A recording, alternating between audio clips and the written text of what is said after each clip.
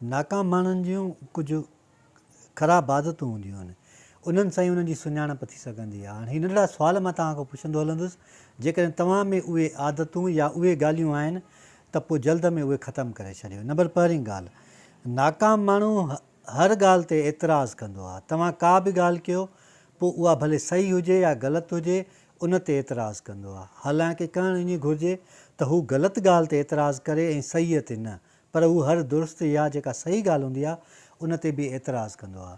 जेको नाकाम माण्हू हूंदो आहे उहो हर मामले में पाण खे हक़दारु सम्झंदो आहे। यानी का बि तव्हां ॻाल्हि कयो, को बि उन्हनि सां फ़ैसिलो या का ॻाल्हि थींदी, चवंदा त हीअ त मुंहिंजो हक़ु आहे, मां इहो पंहिंजो हक़ु वठां थो।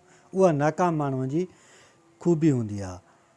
नाकाम माण्हू हमेशह पंहिंजी नाकामीअ जो ज़िम्मेवारु कंहिं ॿिए खे ठहिराईंदा आहिनि त हू जेकॾहिं हूंदो त मां इन जे करे नाकाम थियो आहियां, जेकॾहिं इहो माण्हू न हुजे हा मां नाकाम न थियां हा। छा तव्हां बि ईअं ई आहियो? छा तव्हां ईअं आहियो त जेकॾहिं को बि माण्हू इहो सम्झी नथो सघे त हुनखे छा घुरिजे या छा करणु घुरिजे त हू ज़िंदगी बसर सही नमूने सां न करे सघंदो आहे। नाकाम माण्हूअ खे इहा ख़बर न पवंदी आहे त हू छा थो चाहे या छा करणु चाहे थो। छा तव्हांखे ख़बर पवंदी आहे तव्हां ज़िंदगीअ जो मक़सदु छा आहे या तव्हां छा करणु चाहियो था?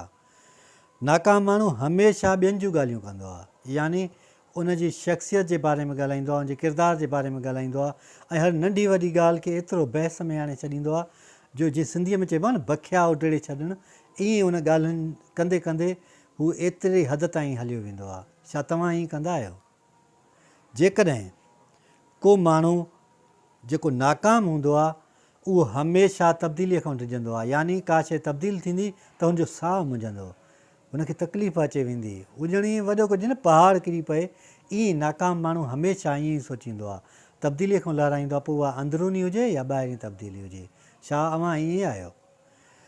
जेकॾहिं तव्हां नाकाम माण्हू सां मिलंदव त हू कंहिं बि अमल में जेका अपडेट थींदी आहे शइ उन खां लहराईंदो आहे पियो, चवंदो आहे मां परफेक्ट आहियां, मां सही आहियां, मां जंहिं बि जॻह ते आहियां मां मुकमल परफेक्शन जी तरफ़ आहियां।